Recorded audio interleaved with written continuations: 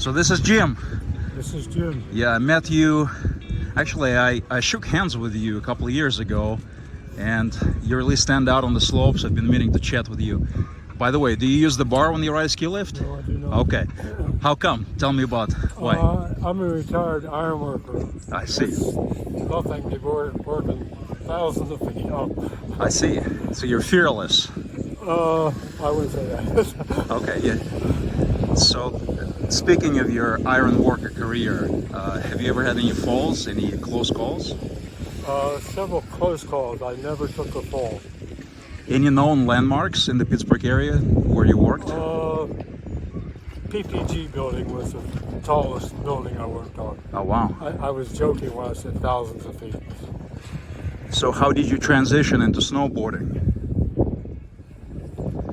I started out skiing with my son, something to do At what with age? my children. And my son wanted to learn to snowboard, and he got to be very fast, and I couldn't keep up with him on my skis. Huh. And I did not know, I just assumed that snowboards went faster. So I just told him, I'll fix you, I'll learn how to do that. Mm-hmm. I still cannot keep up with him. Is he still snowboarding, So your that's how I son? got- yes, but not very often. He's a working man now, and not time. So at what age did you start? Very late. 50s, 52, 53, somewhere around there. Wow, you started snowboarding after 50, Yeah, huh? Yeah, And are you 65, 68? 68, 68.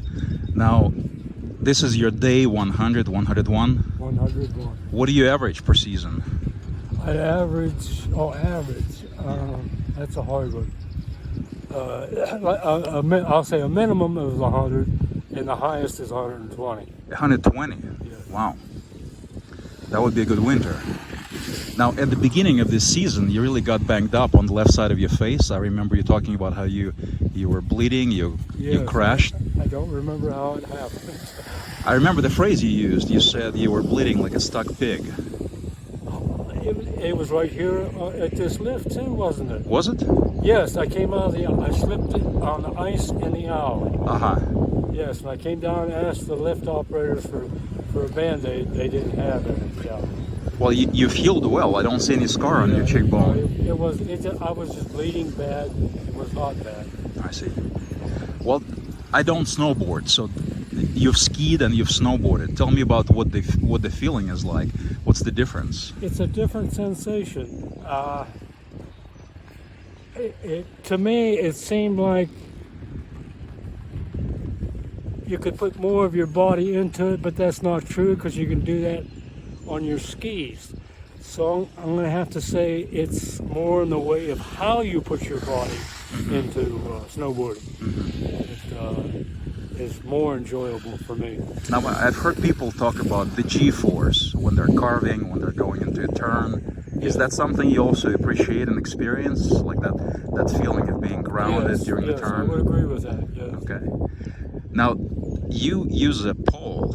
Most snowboarders don't use a pole. Tell me about what the function of that is. I have, limited mobility. It's very difficult for me to bend over or to get down and put straps on. I see. So I have a type of binding that can be released by my pole. Maybe I better show you that. And on the handle of my pole, I have a hook. Uh-huh. You want me to? Yeah, you have a I hook. can show you how that works. Yeah. I can release my bindings without having bent down. And I also have a bad knee, so I have an attachment on my board that I can rotate my foot to get on the lift without hurting my knee. Now, did you design this yourself? I started to make one, but my son told me to look online. So that existed, I huh? found the company that already made one. I see. Yeah, so the benefit of this is that you're able to actually get your board ready just as you get off the lift, right? Right. Yeah, you don't sit down on your butt. You don't waste any time. If I'm riding with skiers, friends of mine, they don't have to wait for me. That's right. I'm going right with them. So that helps you optimize your time on the slope. Right. Now, do you do a set number of runs? Is there some kind of daily quota? I mean, how do you know when to stop? My knee and my legs tell me when to I stop. see. So you listen to your body, huh? It depends a lot on conditions. When conditions are real good, it can be 3:30, 4 o'clock. So you come at the beginning of the day, Beginning of the day till 3:30, 4 and you o'clock. do. But like this time of the year, it'll be noon. I see. Okay. Well, would you mind if I video you going down the slope? So when we get off the lift, can I do a video of you boarding? Great. All right, I'm going to shut this off for now.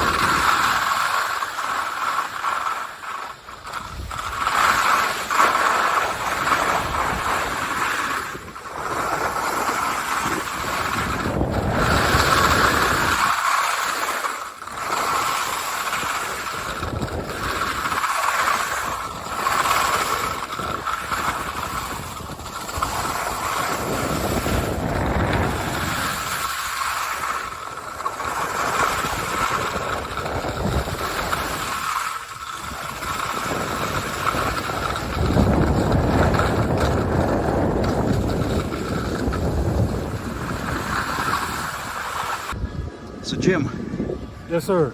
tell me something about yourself that nobody knows. Now, you don't have to Nobody tell me a knows. PIN number for your credit card or anything like that, but a little known fact about Jim. Oh, a little known fact, what I do in the summertime, I kayak. You kayak. And I travel around to lakes and I clean trash out of the lakes. You clean out lakes. Big time. Gotcha. I'm talking every day, not just summertime, I'm sorry. Once I'm off the slopes, I'm in the water. Uh-huh. And I'm in the water till the slopes open up again. So you have two passions. Every day, yes, every day I clean trash out of it. Well, actually three passions, right? You're snowboarding, you're kayaking, and you're cleaning earth. Yes. Just, So what do you basically make? just the two, yes. Do you ever clean ski slopes? Like, do you pick up, you know, No, but those guys are my heroes. the ones that do Pick that? the trash up under the. There used to be a man here by the name of Scott, Uh-huh. a snowboarder. He was my hero. He was a one-man army. He cleaned all this up. He's no longer here, but now they have teams of people who come out and do what this one man did himself. So I wonder when you're going to join that army yourself. To pick it up on the frontier, no, I probably will never do that. You like your snowboarding too much. You don't want to waste any time. That's right. I've been asked several times to work here at Seven Springs, different departments, and I've turned it down. Now tell me about your headphones. You're not listening to music. These are just noise cancellation. No, it's to block out the horrific noise over by the lodge and the Polar Bear lift. The horrific noise they have to endure to get on the slopes. I can put those down and block the noise out. I see.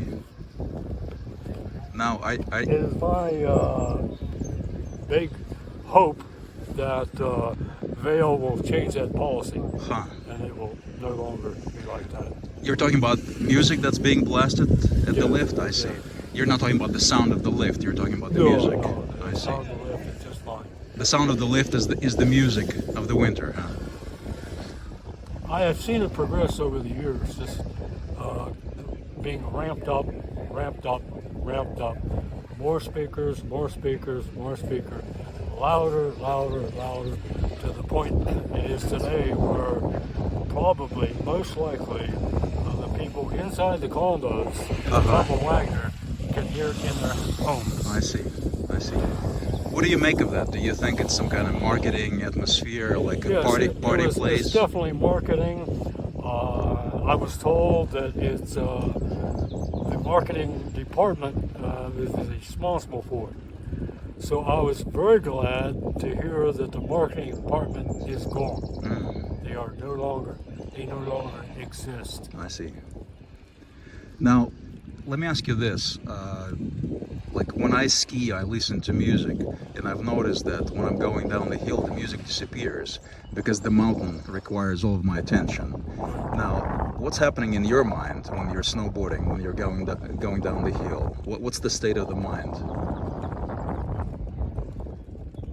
I'm sorry, could you rephrase that question? Yeah, so I'm just, I know what your body's doing when you're snowboarding, but what is your mind doing when you're snowboarding? When you're going down the hill, do you have any thoughts? I'm concentrating heavily on what is in front of me.